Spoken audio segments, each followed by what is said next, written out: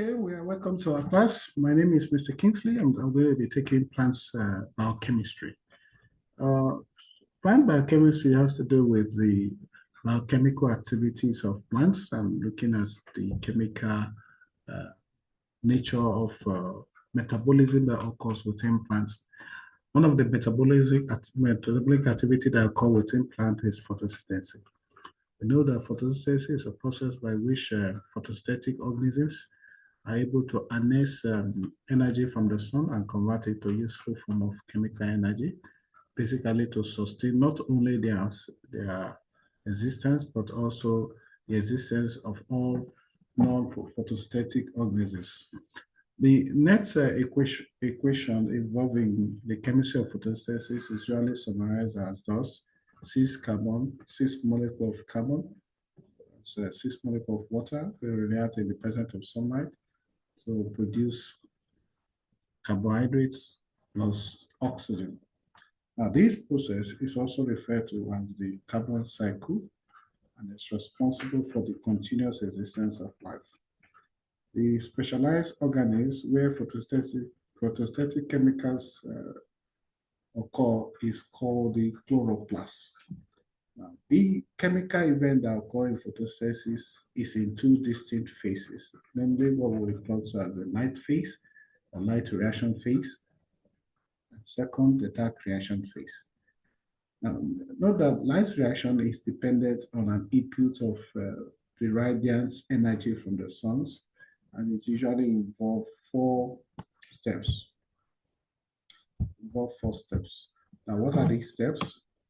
Number one is photochemical excitation of chlorophyll. The chlorophyll needs to be excited. Two, oxidative cleavage of water, what we call photooxidation.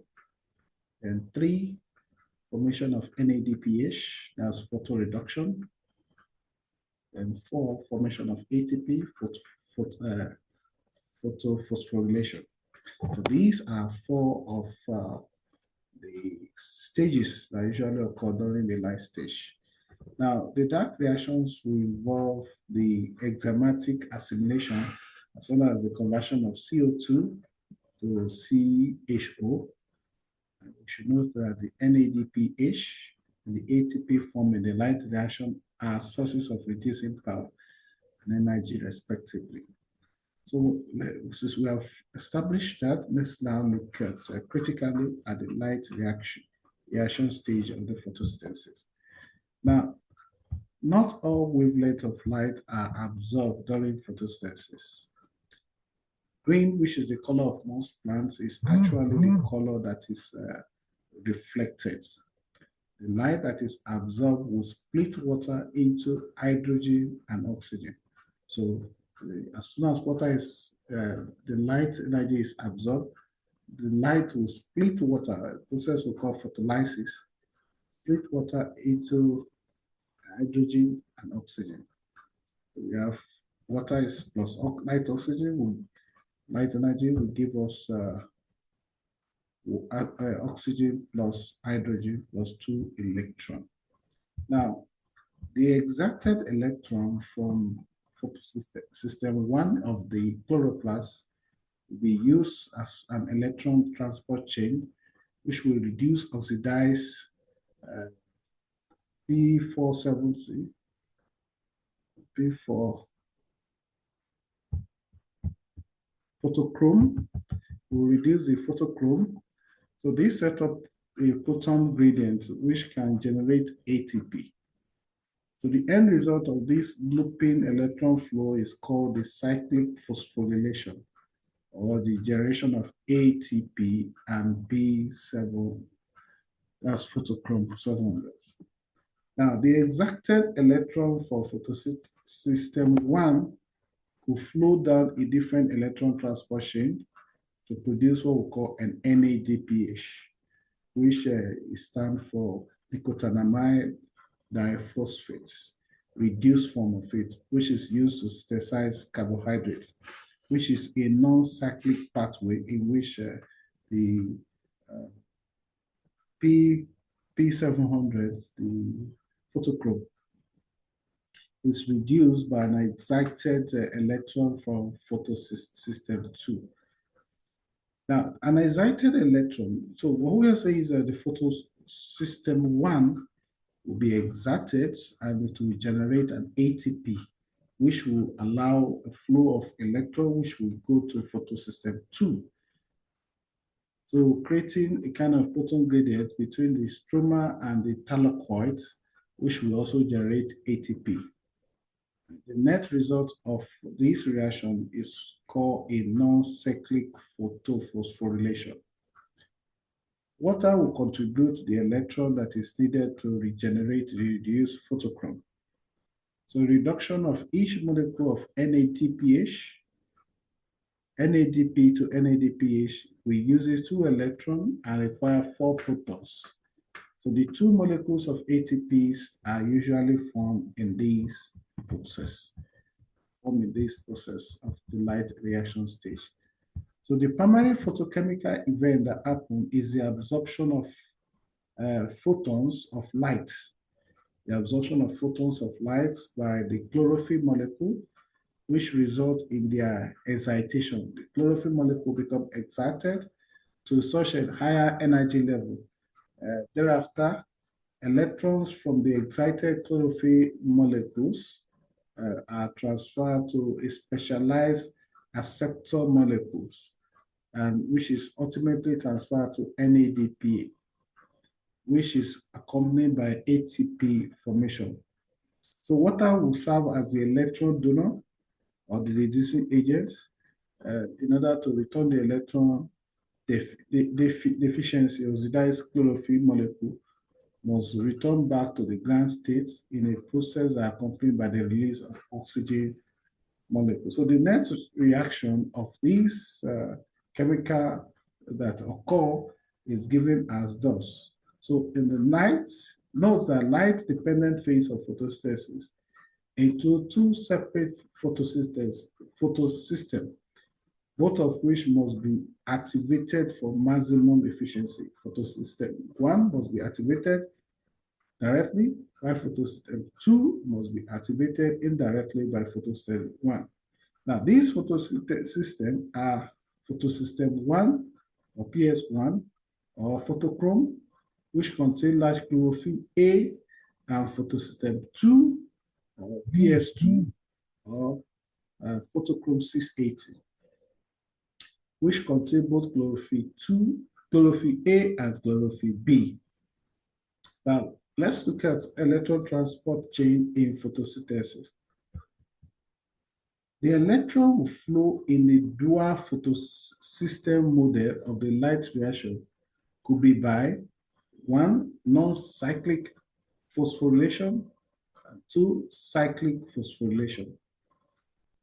So the electron transport chain will be in a non-cyclic phosphorylation and a cyclic phosphorylation. Now, if it is in a non-cyclic phosphorylation, the electron will flow from photosystem is associated with ATP production. So in a non-cyclic phosphorylation, the electron flow from one photosystem is associated with ATP production, while the electron flow from the other is associated with NADPH production. So 2 things will be produced. We produce ATP, produce NADH. However, in the conventional and normal mode of operation, which is non-cyclic flow, the chlorophyll can shift to cyclic mechanism under certain conditions. So the process of non-cyclic phosphorylation are considered in 3 segments. Now let's see what happens in a non-cyclic electron chain transport. Now, the photosystem 2, it involves the production of oxygen. No intermediate is involved. It is assumed that the photooxidation of water will occur to give oxygen and hydrogen. The photosystem 2 to cytochrome 700. Electron from photosystem 2 enter the pathway reminiscent of that in a mitochondria.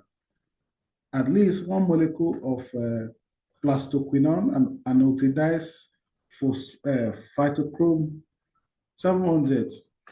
There will exist at least three different electron carriers, namely cytochrome B, which is an iron sulfur, a protein, cytochrome F, and plastocyanine with one atom of copper. Then the reduction of NADP. The intermediate electron acceptor from photochrome 700 is chlorophyll A, which passes the electron to membrane bonds, protein, then to ferredoxin, which finally electron will now flow through fibrinoprotein to NADP. So there exists some similarity between the process of what we call oxidative phosphorylation and photophosphorylation. These similarities are thus: one, oligomycin and phylohexene are inhibitor of both electron and phosphorylation. So oligomycin, phylohexene are both inhibitor of both phosphorylation and oxidative phosphorylation and photophosphorylation.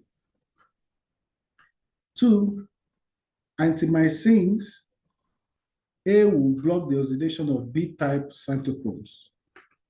Antimycin A will block the oxidation of B-type cytochromes. Then three, the same lipophilic phenol act as an uncoupler. So the same lipophilic will act as an uncoupler, while all inhibitor of electron transport will prevent phosphorylation. So both of them have the same inhibitors. And both processes depend upon the integrity of their membrane. Integrity of their membrane. That's what it depends.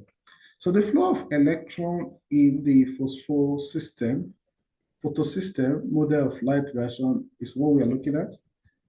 So the dark reaction, which is the fixation of carbon, the dark reaction is summarized by the equation C2 this one. The conversion of carbohydrate to simple sugar is through what we call the Calvin cycle. The first reaction of this cycle is the conversion of ribulose 1,5-base phosphate to two molecules of 3-phosphoglyceride molecules, and is usually characterized by the enzyme ribulose 1,5-phosphocarbonylase, which we call rubisco. So rubisco is usually the one that catalyzes that reaction.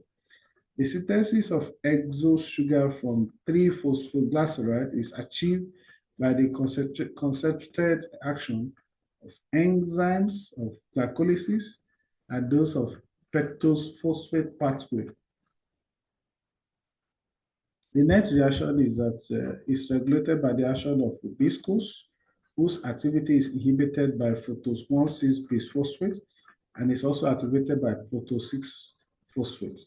After the formation of fructose 6-phosphate, this is converted to starch following the reaction sequence below. That's fructose 6-phosphate will be broken down to form glucose 6-phosphate, which will now go into ADP glucose and into starch. So that's a summary of the formation of starch. So here is a summary of the steps used by plant and other organisms to use solar energy to make energy for themselves. Now, in plants, photosynthesis usually occurs in the leaves. This is where plants can get the raw materials for photosynthesis, all in one convenient locations.